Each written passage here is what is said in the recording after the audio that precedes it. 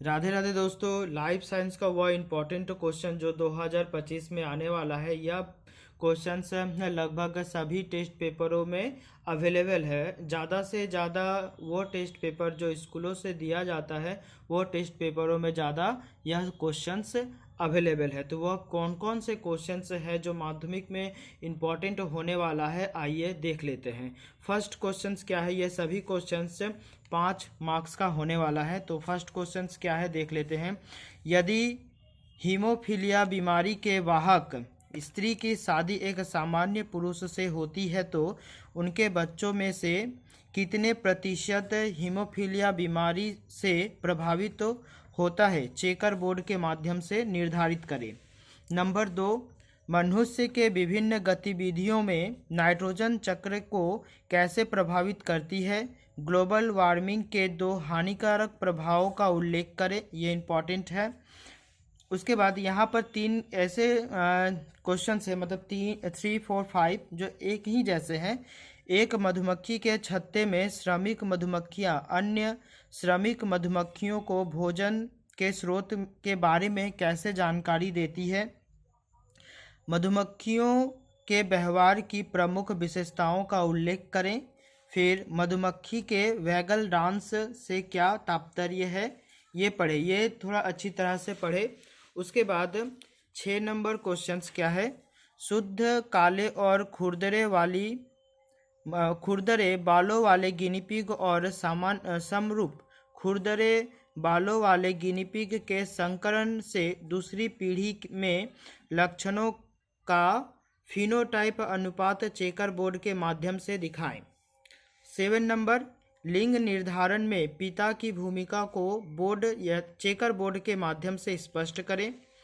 घोड़े के विकास के प्रमाण में जीवाश्मों को बोर्ड के सहायता से दिखाए, चेकर बोर्ड के सहायता से दिखाए।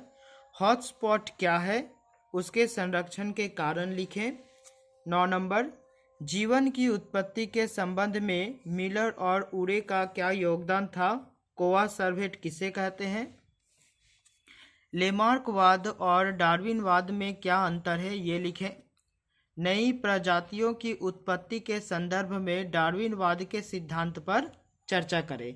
इसके अलावा और भी ऐसे कुछ क्वेश्चंस हैं जो, जैसे कि ये 5 मार्क्स का क्वेश्चंस आता है ना, तो 3+2 या 2+1 + 1+1 इस तरह से क्वेश्चंस दिया जाता है। जो उसमें जो शॉर्ट क्वेश्चंस दिए जाते हैं वो रहते हैं कि इनशूट जो संरक्षण है या एक सूट संरक्षण है, उसके बारे में क्या जानते हैं, उसके बारे में लिखिए। ठीक है। फिर और एक क्वेश्चंस को पढ़ के रखें या याद करके रखें। लेमार्कवाद का जो जिराफ के बारे में परिवर्तन के बारे में जो बताया है वो थोड़ा पढ़ के रखें। फिर मेंडल का सफलता का कारण क्या क्या है, उसके बाद उसके परीक्षण और उसके जो प्रभाव है वो भी अच्छी तरह से पढ़ के रखें। और हीमोफीलिया रोग के क्या क्या कारण है वो भी अच्छी तरह से पढ़ के रखें। फिर फिनोटाइप जीनोटाइप ये भी थोड़ा अच्छे से पढ़ के रखें। ठीक है। फिर अंत में आ जाते हैं चित्र में कौन कौन से ऐसे महत्वपूर्ण चित्र हैं जो आपके परीक्षा में आने वाला है।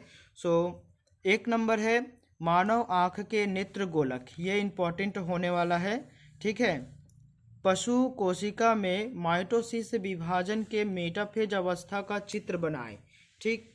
और एक पौधे की कोशिका में माइटोसिस विभाजन में मेटाफेज अवस्था का चित्र, प्रतिवर्ती दबाव, ये कुल 4 ऐसे चित्र हैं जो 100 और 200% में से कोई एक देने आने वाला है। ठीक है। तो कोई एक इम्पॉर्टेंट ऐसा है जो आने ही वाला है, तो अच्छी तरह से इसे प्रैक्टिस करके जाएं। और कोई भी किसी भी प्रकार की अगर जानकारी चाहते हैं तो दिए गए नंबर पर व्हाट्सएप करें। 8348304717 पर व्हाट्सएप करें, आपको पूरी तरह से मदद की जाएगी। तो वीडियो को अंत तक देखने के लिए आप सभी को धन्यवाद।